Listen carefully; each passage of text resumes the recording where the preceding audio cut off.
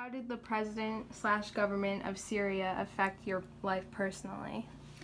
So before the war, I didn't feel any problems with the government. When the war started, I felt injustice. So I felt like I wasn't happy that time, and I said, "This is not fair."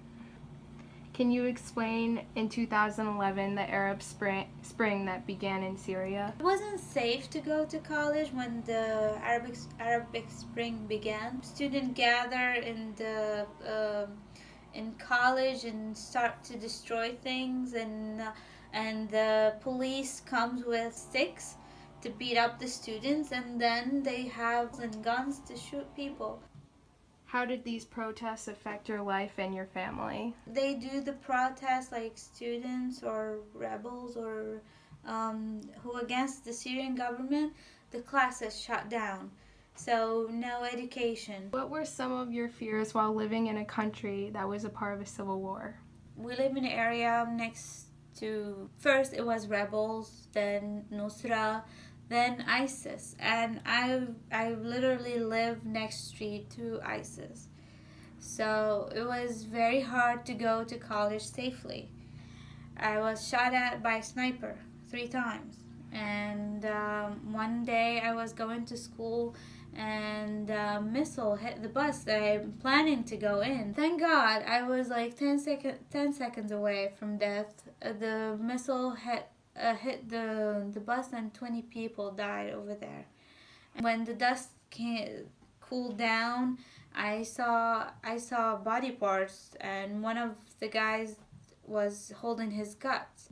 In 2013, Assad used chemical weapons on civilians. What are some things you can recall about this event? As a normal person in Syria, when the chemical weapons happened in the area next to Aleppo, so and when you open the TV to see what news, they put songs, they put programs. They won't cover it. We don't know what happened. What influenced you to leave Syria, and why did you choose to come to America? It's turned up to a point there is no hope, and you always struggle for your food, your water, your electricity, and a lot of people are not happy. Like it's a big jail. I decided to leave because I want a bright future for myself. I want to continue my life normally. And why did I choose America? I didn't have thoughts in my mind where should I go, but I just want to leave. I just want to go any place that's safer than Syria. Can you explain the steps you took to leave Syria? Who helped you, and was it difficult? Because of the war, all the embassies and airports are closed. I have to travel to Beirut, Lebanon, to get my paperwork from the embassy, American embassy. And my uncle, who lived in America for 35 years, helped me to be sponsored. Then I traveled on a bus for 17 hours.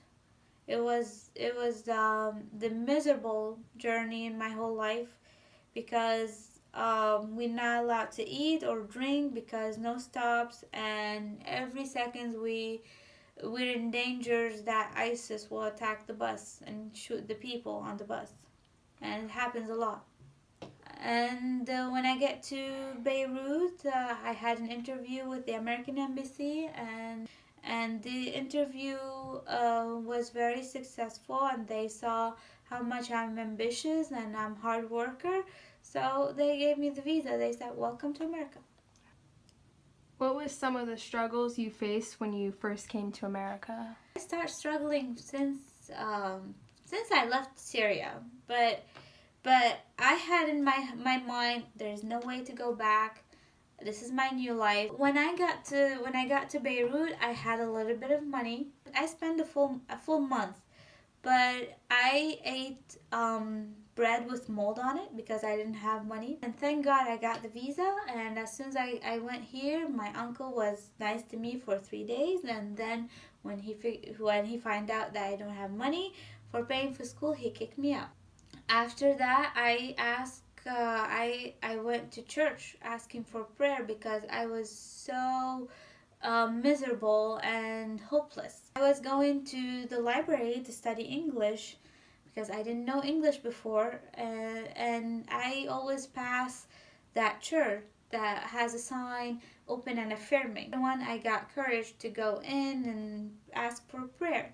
As soon as I opened the door of the church, I got Pastor Nathan, who welcomed me. All of them helped me out with paying my tuition for school, for being a sponsor. They taught me the American culture. I was be able to like have peace, that I'm here safe, I'm okay, and everything will be okay. What was your first impression of America? I was very, very scared because all the pictures of like the Syrian government was not friend with the American government. We studies in book how America is a bad country. Went to the airport, American airport. A police officer came to me and he saw me like how much I'm like nervous. He said, "What's wrong? Where are you from?" And I said, "I'm from Syria." And he pat on my shoulder and said, "You're safe. You're gonna be safe here." How did it feel leaving behind loved ones, and how do you still stay in touch with them? It is heartbreaking. Mm-hmm. I wish they were here with me, and especially because they're not safe. And they struggled. They traveled a couple times trying to find a place to be safe. I really miss them. I miss my mom. I feel here alone. Another thing that I lost my dad during the war. He had a heart attack in the middle of the night. He could survive, but because no medical care, nobody could help him. What are some things in Syria that you miss other than your family? Can I be honest? I don't miss anything. So, I want to document this to all the students. Mm-hmm. Here, you have the opportunity. You have the future. You have everything you can do. Mm-hmm. If you live in my country, you don't have this. And especially for a woman. Like, my future will be a housewife. Mm-hmm. I really have a big dreams, and I'm looking forward to do it. And my advice, take it. And it's blessed. You're blessed that you're in America.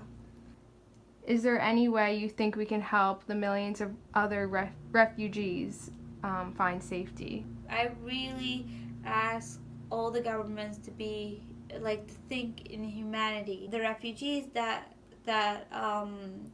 left the country and tortured and are humans and are like they decide to not get involved in this war. I really want the government understand that the people who are refugees are seeking for safety and seeking for a better future, and we're not terrorists. We're coming to achieve our dreams.